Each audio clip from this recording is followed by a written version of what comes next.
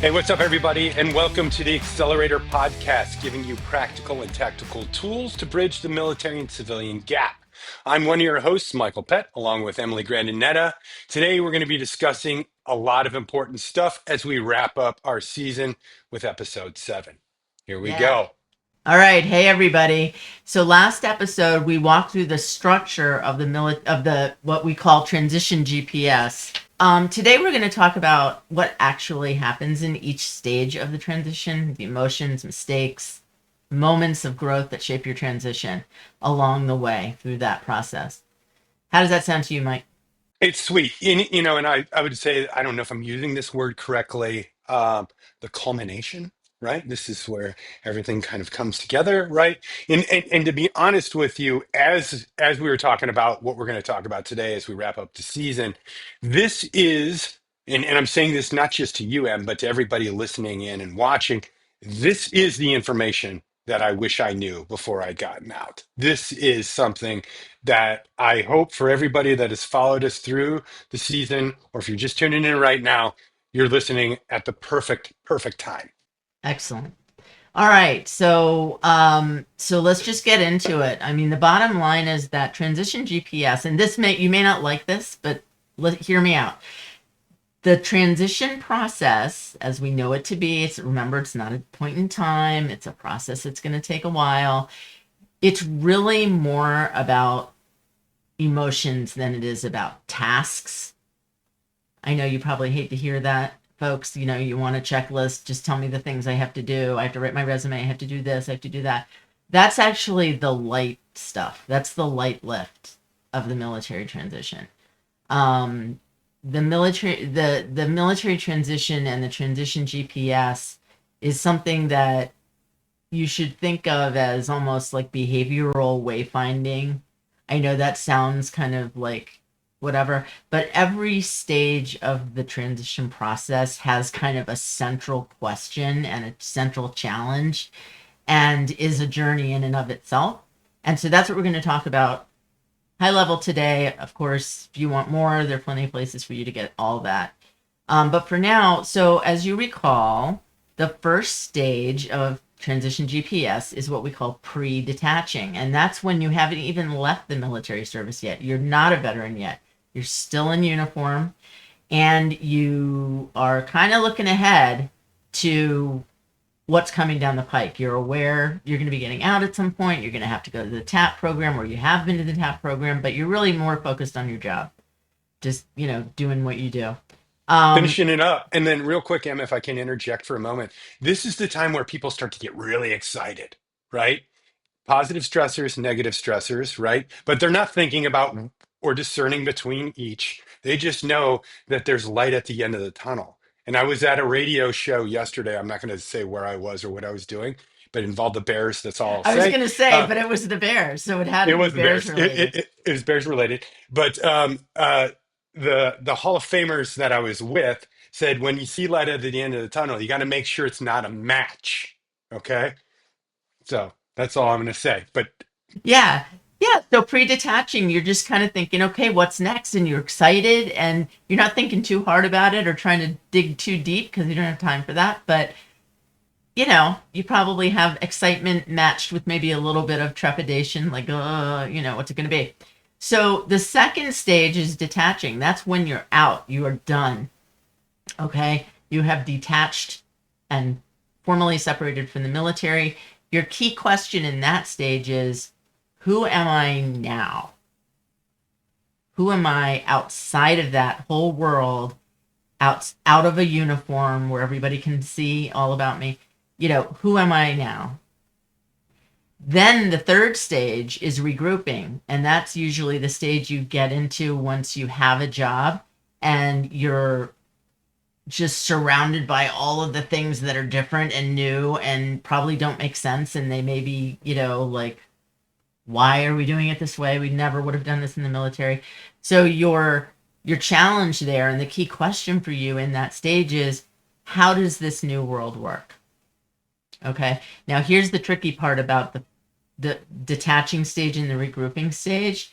If you haven't worked through the kind of emotional loss of all that is changing, which is part of the detaching stage, then when you get to your job, you get to that regrouping stage, you're going to probably feel resistant. You're going to be like, this place makes no sense. There's no leadership. There's no organization. I'm going to either roll up my sleeves and take care of this place, or why am I here? I'm going to just jump out. So if you can overcome those resistances and just put on a beginner's mindset and just kind of, strap in for the long haul learning that is going to be, then you'll be good and you'll ultimately get to the place of integrating, which is the last stage. And that is a stage where you feel like you belong. You haven't released your military identity, but you've added to it. You've developed this whole new other side of yourself that you never knew before, which is how to be a successful civilian employee or leader, right? And so your question there is, where do I really want to be? Hmm. Yeah. Well, if I could, real quick before we continue to move on, and I think what you said, you laid it out really, really clearly. But you said something very important, and I don't want it to be overlooked. Emotional loss, right? Similar to maybe that of grief or something like that, right? And you spoke over it, and it's just, folks, I'm telling you, if even if you're prepared, excuse me, even if you're not prepared to feel the feels, to go through some sort of emotion, or if you're like Patrick Bateman in A Sociopath in American Psycho, you are going to feel something. I assure you of that. So I'm glad you called that out. I think it's really important to really just make sure that the listeners are aware of that. I'm glad you did. And we're going to double click on each one of those in this episode and talk a little bit about that. But I'll just respond by saying, yeah, when you feel those feels, it's not a sign that something's wrong. It's a sign that you're changing and things are changing around you, which they are. Military transition is not just about writing your resume, it is really a personal transformation.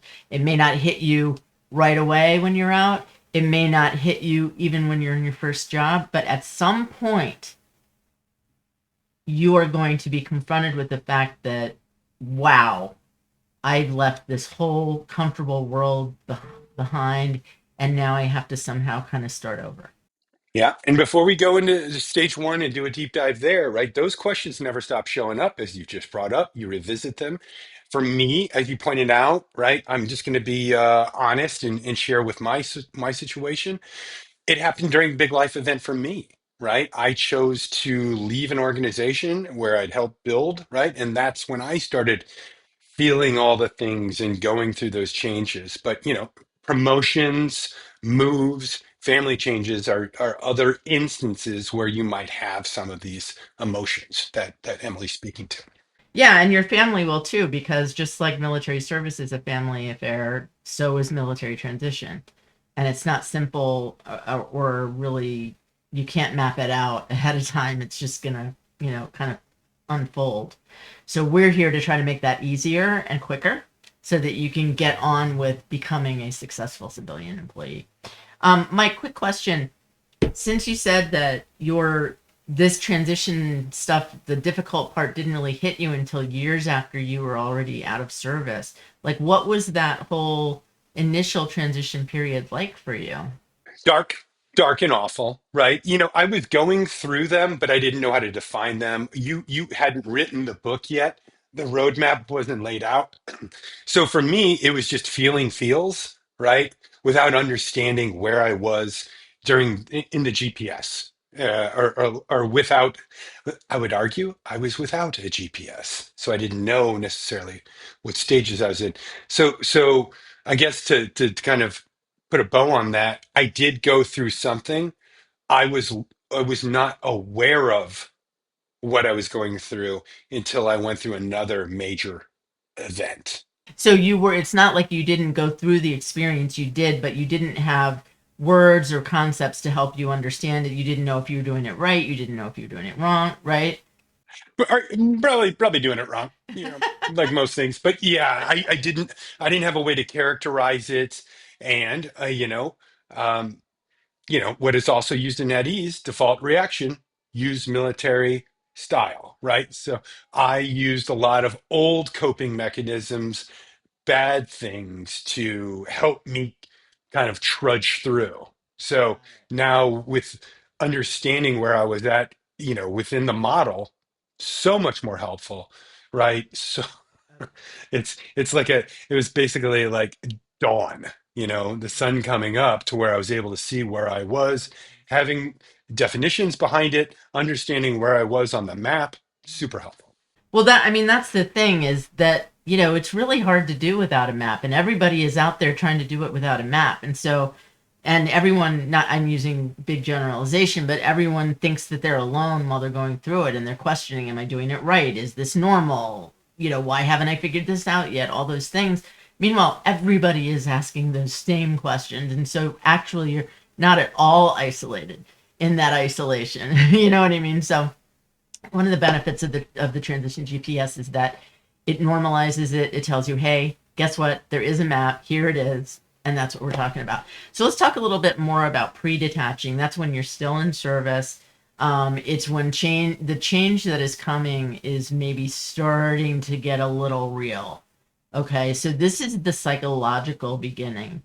Not when you file your papers. That's just an administrative task that you do. But when you start mentally getting your head around the idea that you are not going to be in the military soon. Hmm. Yeah, for me, I can't give a specific date, right? But it was obviously well before the TAP class and everything like that. But I began to really like start to be get flooded with emotion, overwhelmed with the possibilities, the things that I want to do versus capable of doing, setting expectations, including unrealistic ones along there because I didn't know what I didn't know. So that's kind of where I was at during that process of pre-detaching. Yeah, I mean, and I'd go so far as to say I think that's where most people are. They figure I'm going to get what I need from TAP and from talking to my buddies who are going through it too.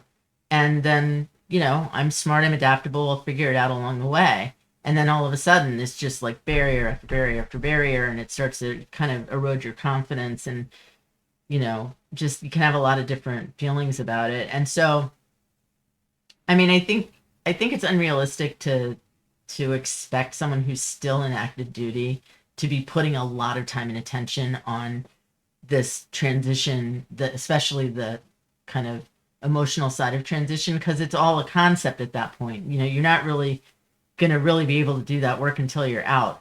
But what you can do, well, you can read At Ease, and that's going to open your eyes for sure. And Mike's talking about a book called At Ease: The Guide to a Smooth and Successful Military Transition, that I wrote a year ago, almost We exactly got it. to the We got date. it. This one Yay! with all the Okay. books and all the notes, right? Yours is going to look like this. And so that's where this, if you really want to deep dive, that's where you can do it. But so let's move on, because really, I mean, as a professional coach and as an expert in this field, I don't usually work with people who are still active duty. I know there are coaches. In fact, we have a coaching certification program, and we're just about to graduate a cohort of professional coaches, and a lot of them do work with active duty as part of like broader contracted programs. You know what I mean? But the focus is not on preparing for transition. There still is just nothing happening on that front. So anyway, so if you are in that boat now, you are still in service and you're anticipating getting out soon, I would offer you this reflection, something to think about. Just play within your head. If you're someone who likes to write down your thoughts, write them down. The most successful transitions start before the paperwork. When you start listening to the signals that tell you things are going to be really, really different when you take off the uniform for the last time and you walk out that gate and you are no longer an active duty member of the United States military. I mean, that can hit like a ton of bricks. And I get that, there might be a tendency to avoid that because it's scary and it's weird and disorienting, but just know that that is what is. And so if you're feeling all those feelings, that's normal. There's a lot you don't know. There's a lot you don't know that you don't know. All right. So stage 2. This is a this is a big, important, hairy stage because without the help of guidance or a map like the book or a coach or somebody, it's very difficult to move through it. It's a very internal process. People make a lot of mistakes here. And one of the biggest mistakes is that they focus 100% on getting a job versus becoming ready to be a civilian. Because, you know, even if you get a job that's the exact same job as you had in the military, the way that you do that job as a civilian is going to be different. Mhm. Totally agree. You're in a Uniform's different off, game. You're in a different but game. everything else is the same. Yeah. Yeah. So so detaching is kind of like where you're like almost rebuilding your identity. It can feel like a loss of identity because you don't have the uniform and all the people around you who know who you are and what you did. So it feels like a loss of identity, and it's also an important part of building, adding to your identity, becoming a civilian professional, right? And so I think a lot of people, well, everything out there is telling the veteran to just focus on their resume and getting a job.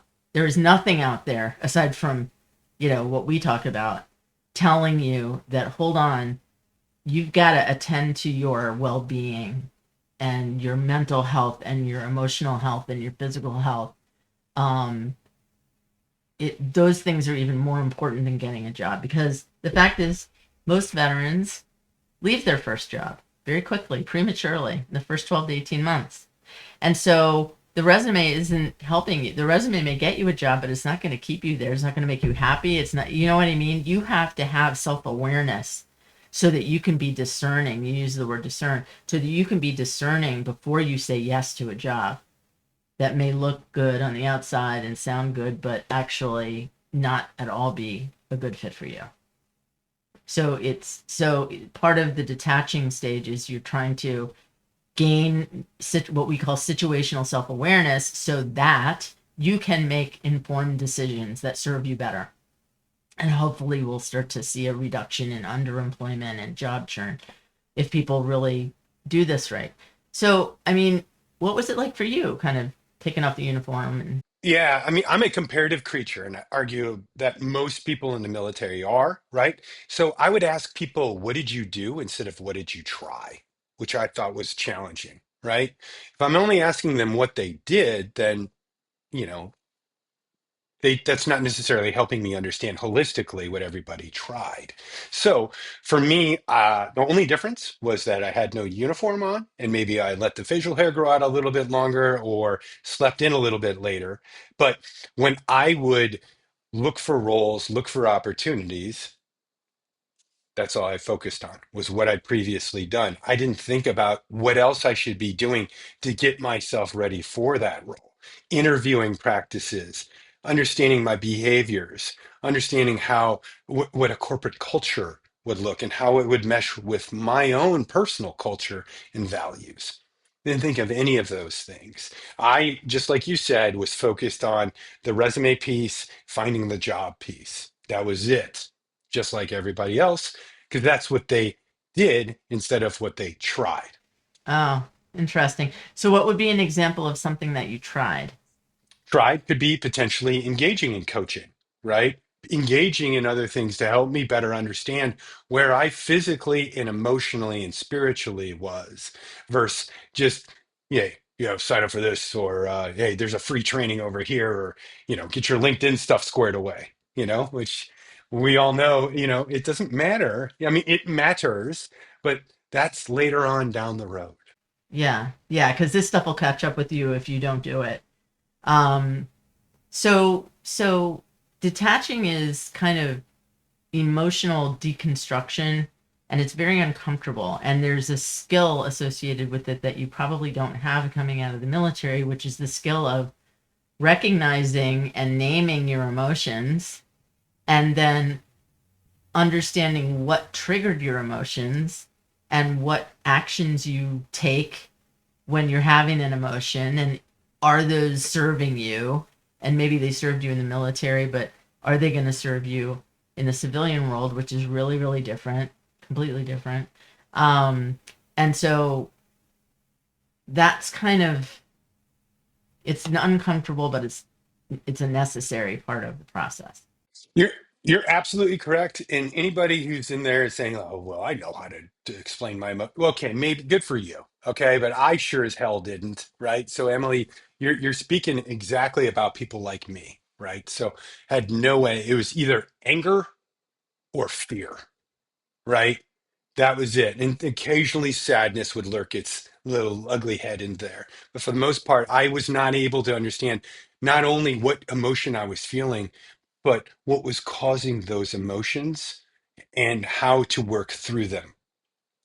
And anybody that got in my way was not, it was not good for them or our relationship. That's says a lot. I mean, and that is the domain of coaching and counseling, is understanding it's the inner roadmap.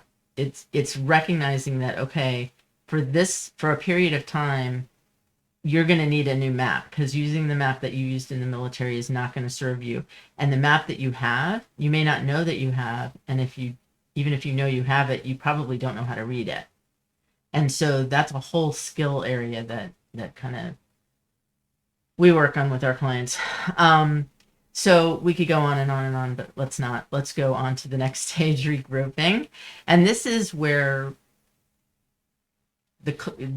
the place that you're in becomes your classroom.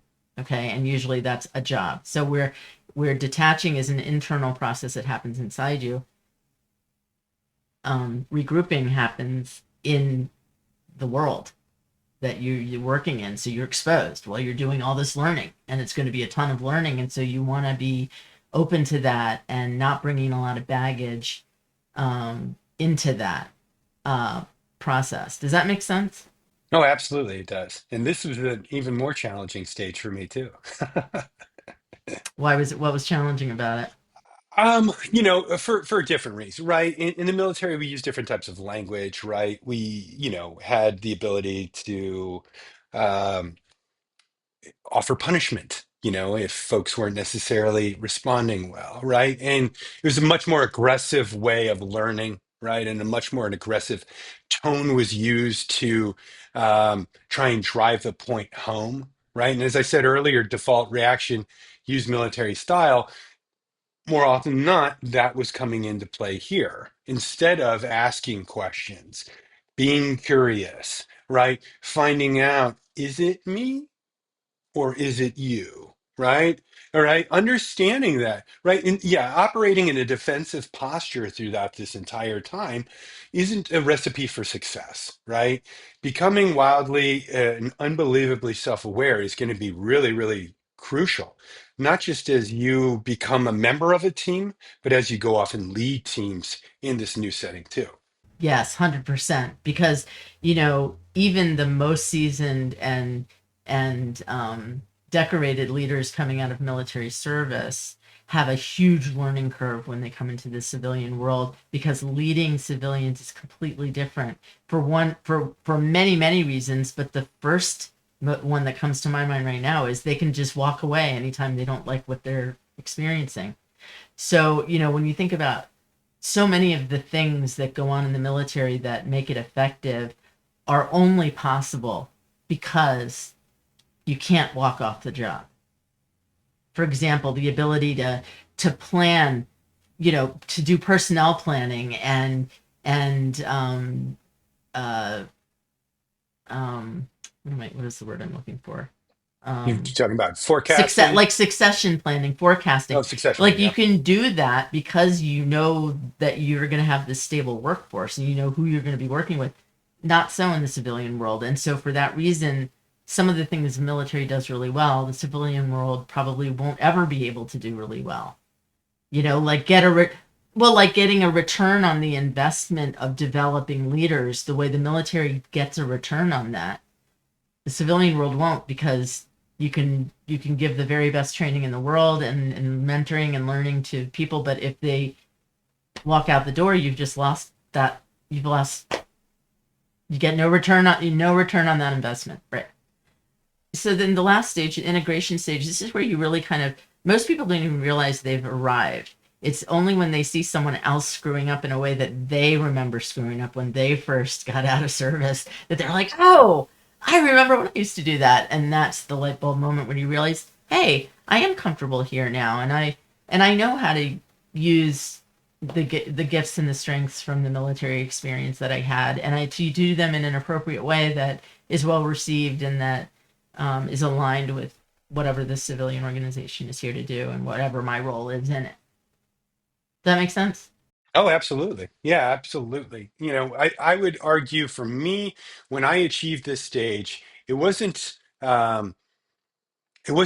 before a promotion, right? It was before a promotion. So ultimately, I'd understand what kind of competencies that I needed to possess in order to achieve the next career level. I understood the cultural values and embodied them, right? And personified them in a weird way, right? Which isn't too far off from what we did in the military, right? You want to embody those values. But being comfortable not just in your work streams, right? The platforms, the processes, the languages, but helping it all coexist with your personal, professional, and social lives, right? To where one wasn't necessarily always spilling to the other, creating chaos. You felt way more, dare I say, at ease. Yeah, Like nice. that, right? Yes. It had to, a little product placement. But truthfully, I really did. I began feeling comfortable finally in the new skin. That's it. You're comfortable in your skin. You haven't abandoned your military identity. That will always be part of you and always be, just a part of who you are. Um, and you also now see all these other ways that you can be and all, the next level of what you're capable of in a different environment. And so all of that comes together in the integrating stage so that you're fully contributing, you're getting, satisfaction from your job, you feel like you're operating to your potential. And that can take time. That can take several, several jobs for anybody, not just a veteran. So the transition GPS is a roadmap through all of that. But what we've learned, and your key takeaway, listener and viewer, from this episode is that the journey is very human, meaning it's variable, it's not always pretty, it has its ups and downs, it's unpredictable, and it's personal. It'll be different for every person who goes through it. However, that being said, almost every veteran I talk to can relate to this when I explain to them the transition GPS, and they all say the exact same thing you did, Mike. Man, I wish I had this when I got out. Oh yeah, absolutely. Absolutely. Because to me, the success metric was based on, do you have a job? Have you completed the steps? Have you checked off all those blocks, right? Completely ignoring how I was feeling, how I was thinking, the process that I was going through is all about what is actionable, what is going to result in a role. Well, I mean, and I think most of the transition training out there was developed by veterans, which is really not the full picture. It's well intended, maybe, but actually, you need to look out. You need a different perspective to really understand military transition, and so that's what we bring. We're not veterans. We're coaches. We're behavioral scientists. Whatever. We're executives. Former executives. So this is a great way to kind of bring a close to our first season of the Accelerator podcast, where we kind of found our footing. Our audience started to find us, and we're really excited to be wrapping up this season and looking forward to season 2 in January of 2026, where we're Absolutely. going to dive deeper into culture, belonging, and the hidden rules of civilian work because it can Mhm. be very hard to decode. You don't get SOPs the way you do in the No, military.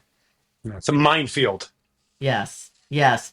So until then, stay curious, stay grounded, or get grounded, and keep accelerating. Remember, you can own your own transition so that it doesn't own you, and we're here to help. Absolutely. Absolutely. Like us, All follow right. us, share us, check everything out, on obviously on LinkedIn and all of our socials, right? And we'll see you back in January, knuckleheads. But remember, don't be dumb. Think about it, It's right?